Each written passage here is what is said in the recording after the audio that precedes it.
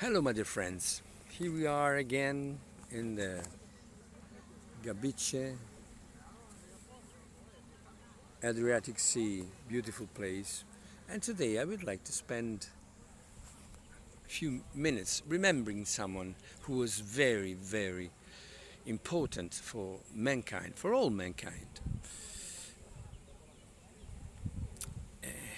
He was called Clair Cameron Patterson. He was born American, and he is famous because he was the first to discover the age of our planet. 4,551, if I remember correctly, millions of years. And this scientist, this very clever scientist, while he was discovering this age of our planet, he, by chance, discovered also another thing, that the air that we breathe was polluted with lead. And this was an astonishing discovery because it was unexpected. And so he invented a closed, sterile room where to conduct his experiments to avoid the problem of lead contamination. And for the moment, he put this problem aside. He discovered the age of the planet. He became pretty famous for this discovery. And after that,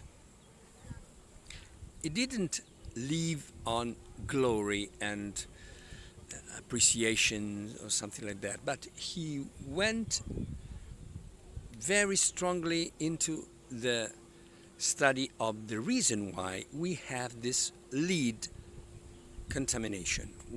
Where does it come from?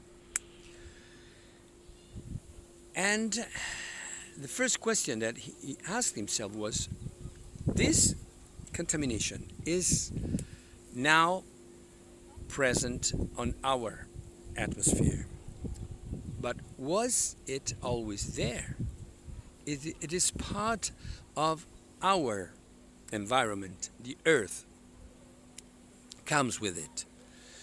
Or is it something that was created by man activity, because he was living in the post-industrial age. So we are talking about 1940, 45, 50. So we were polluting the planet in many, many ways. So he asked himself, maybe this lead comes from our activity in some way. I don't know how. How can I discover this? So he invented another system.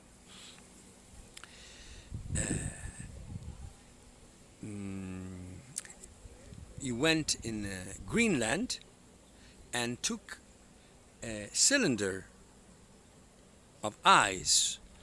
So he had the different layers with different concentration of many substances that come from the concentration of those substances in the air at that period.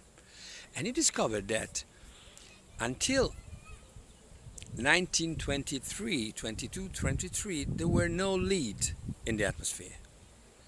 After that date, there was lead everywhere, in every layer. So he said, why do we have this lead? What happened in 1922, in 1923 related to lead? And he thought that maybe it was something related with gasoline.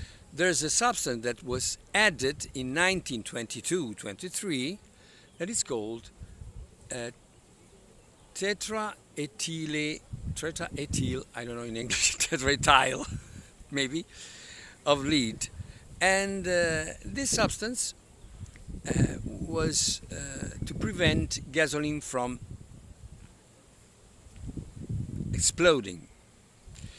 And so he declared to the scientific community his discovery.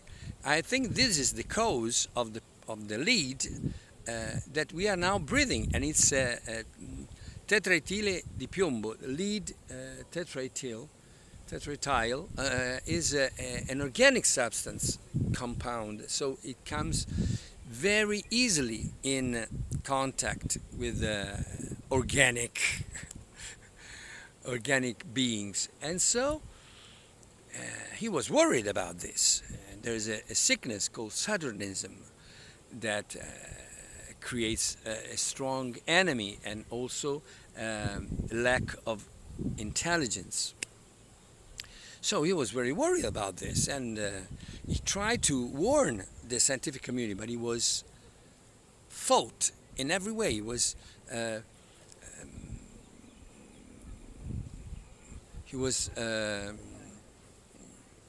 declared as a mad scientist, someone who was telling lies on newspapers.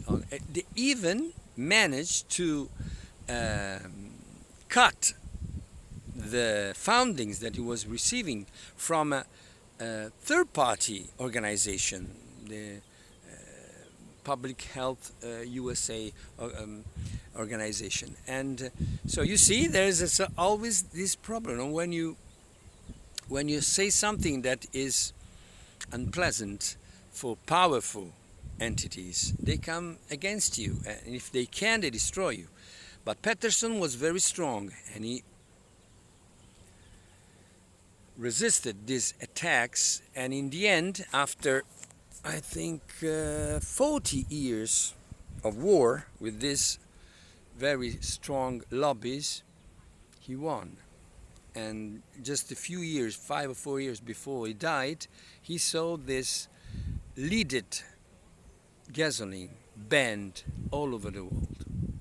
So I want to thank from the bottom of my heart Clair Cameron Patterson for his efforts, for dedicating almost his whole life to resolve the largest